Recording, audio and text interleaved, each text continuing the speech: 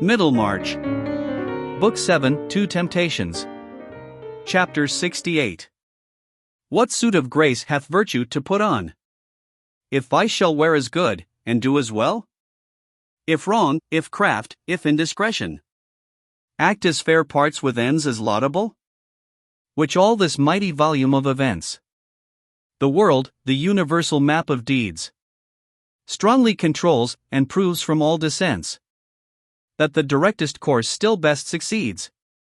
For should not grave and learned experience, that looks with the eyes of all the world beside, and with all ages holds intelligence, go safer than deceit without a guide? Daniel, Musophilus.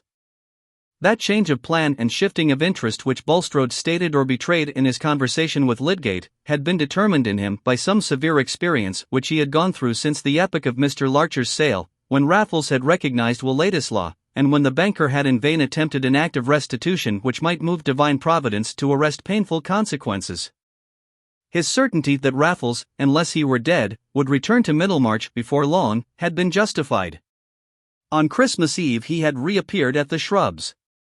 Bulstrode was at home to receive him, and hinder his communication with the rest of the family, but he could not altogether hinder the circumstances of the visit from compromising himself and alarming his wife. Raffles proved more unmanageable than he had shown himself to be in his former appearances, his chronic state of mental restlessness, the growing effect of habitual intemperance, quickly shaking off every impression from what was said to him. He insisted on staying in the house, and Bulstrode, weighing two sets of evils, felt that this was at least not a worse alternative than his going into the town. He kept him in his own room for the evening and saw him to bed, Raffles all the while amusing himself with the annoyance he was causing this decent and highly prosperous fellow-sinner, an amusement which he facetiously expressed as sympathy with his friend's pleasure in entertaining a man who had been serviceable to him, and who had not had all his earnings. There was a cunning calculation under this noisy joking, a cool resolve to extract something the handsomer from Bulstrode as payment for release from this new application of torture. But his cunning had a little overcast its mark. Bulstrode was indeed more tortured than the coarse fibre of Raffles could enable him to imagine. He had told his wife that he was simply taking care of this wretched creature, the victim of vice, who might otherwise injure himself. He implied, without the direct form of falsehood, that there was a family tie which bound him to this care, and that there were signs of mental alienation in Raffles which urged caution. He would himself drive the unfortunate being away the next morning. In these hints he felt that he was supplying Mrs. Bulstrode with precautionary information for his daughters and servants, and accounting for his allowing no one but himself to enter the room even with food and drink. But he sat in an agony of fear lest Raffles should be overheard in his loud and plain references to past facts, lest Mrs. Bulstrode should be even tempted to listen at the door. How could he hinder her, how betray his terror by opening the door to detect her? She was a woman of honest direct habits, and little likely to take so low a course in order to arrive at painful knowledge, but fear was stronger than the calculation of probabilities. In this way Raffles had pushed the torture too far, and produced an effect which had not been in his plan. By showing himself hopelessly unmanageable he had made Bulstrode feel that a strong defiance was the only resource left. After taking Raffles to bed that night the banker ordered his closed carriage to be ready at 7:30 the next morning. At 6 o'clock he had already been long dressed, and had spent some of his wretchedness in prayer, pleading his motives for averting the worst evil if in anything he had used falsity and spoken what was not true before God. For Bulstrode shrank from a direct lie with an intensity disproportionate to the number of his more indirect misdeeds. But many of these misdeeds were like the subtle muscular movements which are not taken account of in the consciousness, though they bring about the end that we fix our mind on and desire. And it is only what we are vividly conscious of that we can vividly imagine to be seen by omniscience. Bulstrode carried his candle to the bedside of Raffles, who was apparently in a painful dream. He stood silent, hoping that the presence of the light would serve to waken the sleeper gradually and gently, for he feared some noise as the consequence of a too sudden awakening. He had watched for a couple of minutes or more the shudderings and pantings which seemed likely to end in waking, when Raffles, with a long half-stifled moan, started up and stared round him in terror, trembling and gasping. But he made no further noise, and Bulstrode, setting down the candle, awaited his recovery. It was a quarter of an hour later before Bulstrode, with a cold peremptoriness of manner which he had not before shown, said, "I came to call you thus early, Mr. Raffles, because I have ordered the carriage to be ready at 7:30, and intend myself to conduct you as far as Ilsley, where you can either take the railway or await a coach." Raffles was about to speak, but Bulstrode anticipated him imperiously with the words, "Be silent, sir, and hear what I have to say. I shall supply you with money now, and I will furnish you with a reasonable sum from time to time on your application to me by letter, but if you choose to present yourself here again, if you return to Middlemarch, if you use your tongue in a manner injurious to me, you will have to live on such fruits as your malice can bring you, without help from me. Nobody will pay you well for blasting my name. I know the worst you can do against me, and I shall brave it if you dare to thrust yourself upon me again. Get up, sir, and do as I order you, without noise, or I will send for a policeman to take you off my premises, and you may carry your stories into every pothouse in the town, but you shall have no sixpence from me to pay your expenses there." Bulstrode had rarely in his life spoken with such nervous energy. He had been deliberating on this speech and its probable effects through a large part of the night, and though he did not trust to its ultimately saving him from any return of Raffles, he had concluded that it was the best throw he could make. It succeeded in enforcing submission from the jaded man this morning. His empoisoned system at this moment quailed before Bulstrode's cold, resolute bearing, and he was taken off quietly in the carriage before the family breakfast time. The servants imagined him to be a poor relation, and were not surprised that a strict man like their master, who held his head high in the world, should be ashamed of such a cousin and want to get rid of him. The banker's drive of 10 miles with his hated companion was a dreary beginning of the Christmas day, but at the end of the drive, Raffles had recovered his spirits, and parted in a contentment for which there was the good reason that the banker had given him £100. Various motives urged Bulstrode to this open-handedness, but he did not himself inquire closely into all of them. As he had stood watching Raffles in his uneasy sleep, it had certainly entered his mind that the man had been much shattered since the first gift of £200. He had taken care to repeat the incisive statement of his resolve not to be played on any more, and had tried to penetrate Raffles with the fact that he had shown the risks of bribing him to be quite equal to the risks of defying him. But when, freed from his repulsive presence, Bulstrode returned to his quiet home, he brought with him no confidence that he had secured more than a respite. It was as if he had had a loathsome dream, and could not shake off its images with their hateful kindred of sensations, as if on all the pleasant surroundings of his life a dangerous reptile had left his slimy traces. Who can know how much of his most inward life is made up of the thoughts he believes other men to have about him, until that fabric of opinion is threatened with ruin? Bulstrode was only the more conscious that there was a deposit of uneasy presentiment in his wife's mind, because she carefully avoided any allusion to it.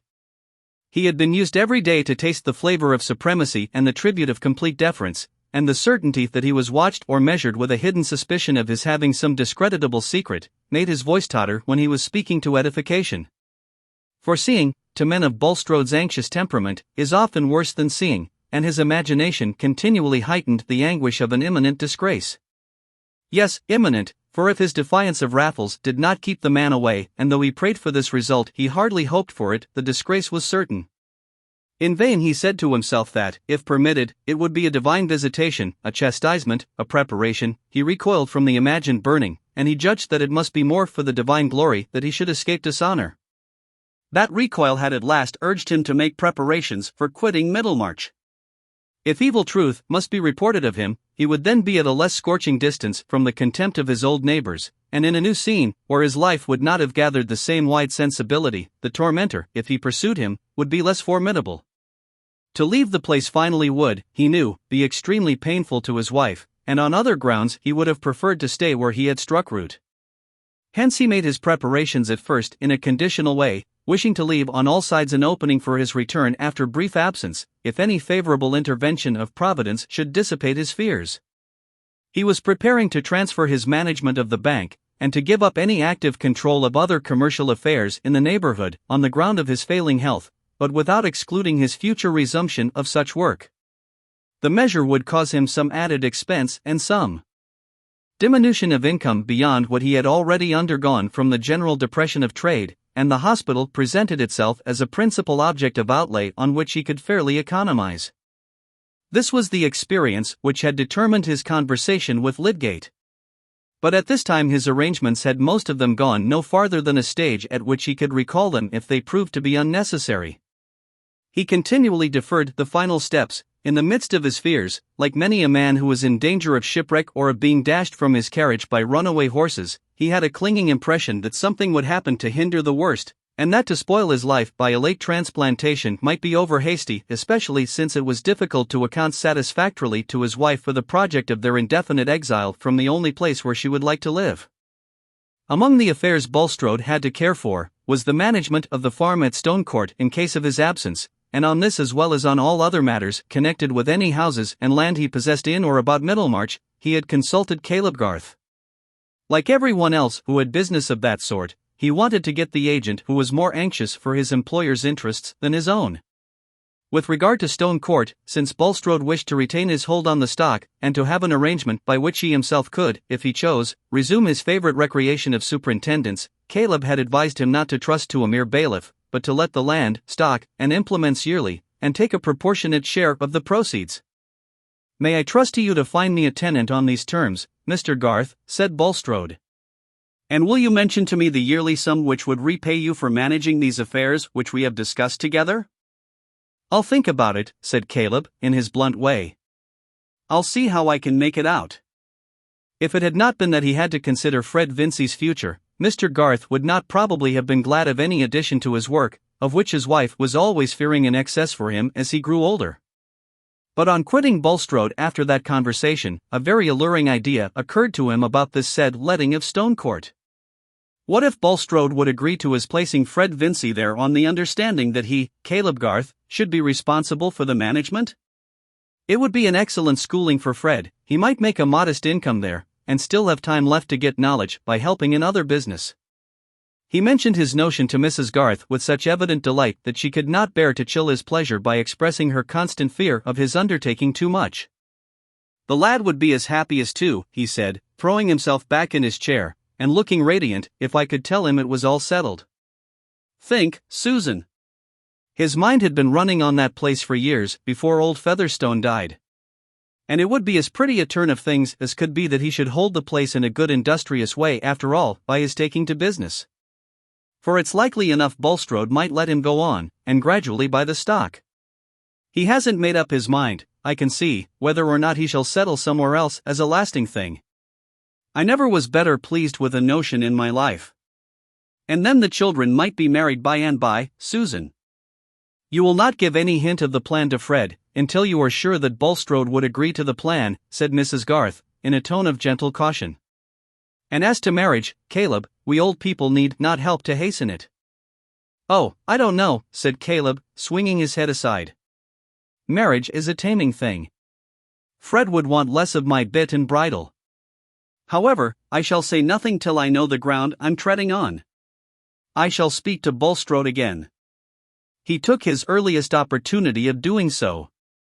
Bulstrode had anything but a warm interest in his nephew Fred Vincey, but he had a strong wish to secure Mr. Garth's services on many scattered points of business at which he was sure to be a considerable loser, if they were under less conscientious management.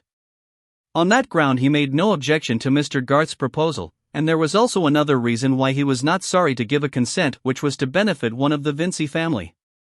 It was that Mrs. Bulstrode, having heard of Lydgate's debts, had been anxious to know whether her husband could not do something for poor Rosamond, and had been much troubled on learning from him that Lydgate's affairs were not easily remediable, and that the wisest plan was to let them take their course.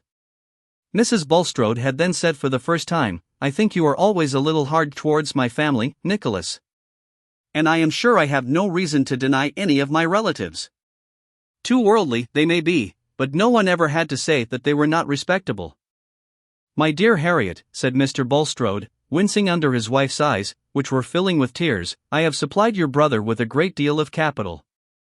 I cannot be expected to take care of his married children."